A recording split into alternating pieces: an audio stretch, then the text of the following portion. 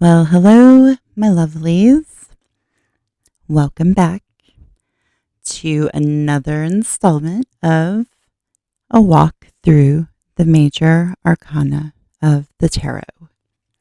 I am your host, as always, Countess. Thank you for coming back if you're here trying to learn about the different major arcana tarot cards. Tonight we're going to go to Arcana V, the Hierophant. And in reference to the Kabbalah Tree of Life, the Hierophant corresponds with the Pihad.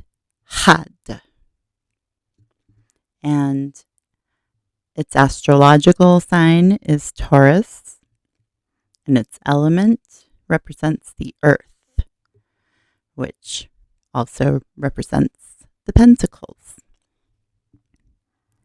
So, looking at the Hierophant, so the Arcana 5, it corresponds to the Hebrew letter Vav, which means nail or hook.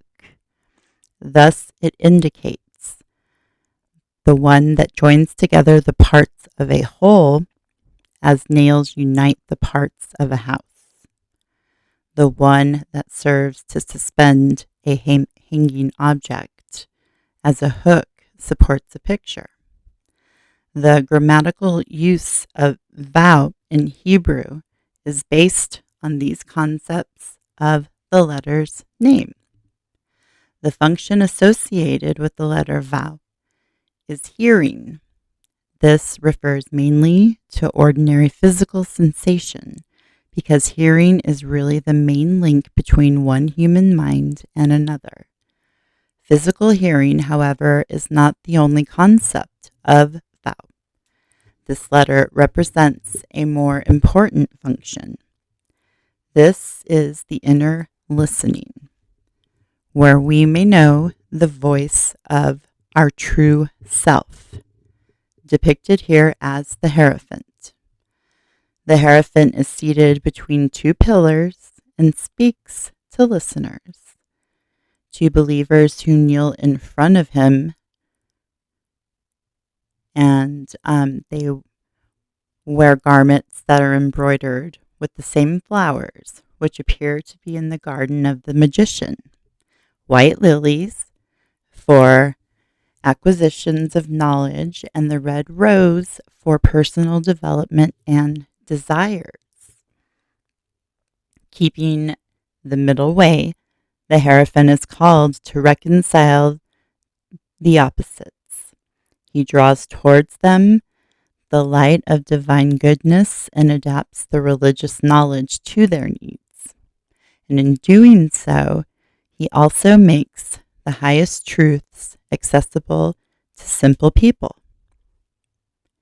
He wears a triple crown and 3 vestments, red, blue, and white, both representing the 3 worlds upon which he governs: the conscious, subconscious, and the superconscious.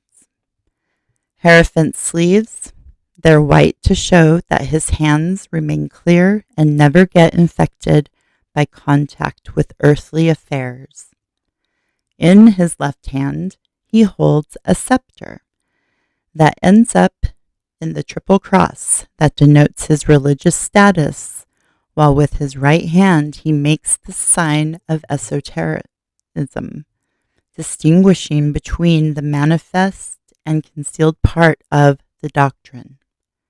At his feet, there are 2 crossed keys, symbolizing the balance between the conscience and the subconscious. Only the Hierophant has authority over the keys to resolving hidden mysteries. The Emperor and the Hierophant are the same. The difference between them is in their spheres of operation. The Emperor operates on the objective, external world from which man gathers experience, while the Hierophant operates on the inner realm, whence man gains his wisdom and his knowledge of the significance of what is happening around him. The Hierophant symbolizes all things that are righteous and sacred on the manifest side. His purpose is to transfer sacred knowledge down to earth. In a deeper meaning, the Hierophant symbolizes interior teaching. When we face a problem, the Hierophant, in the form of intuition or interior teaching, diffuses the panic and offers good and practical advice. His voice never speaks loud at you, and you will not hear it until you learn to silence the voice of your own thought. The reason behind this is that every great principle, every eternal truth is already part of the wisdom of your true self. Intuition is really a sort of recollection. It brings up treasures of wisdom that are deeply buried in the subconscious. So that, my friends, is the fifth card in the major arcana, the Hierophant, aka the Pope, head of all doctrines, sacred and accessible to even the profane. Yes. All right, guys. So next we are going to highlight the Lovers. So I will see you in the next video. Bye.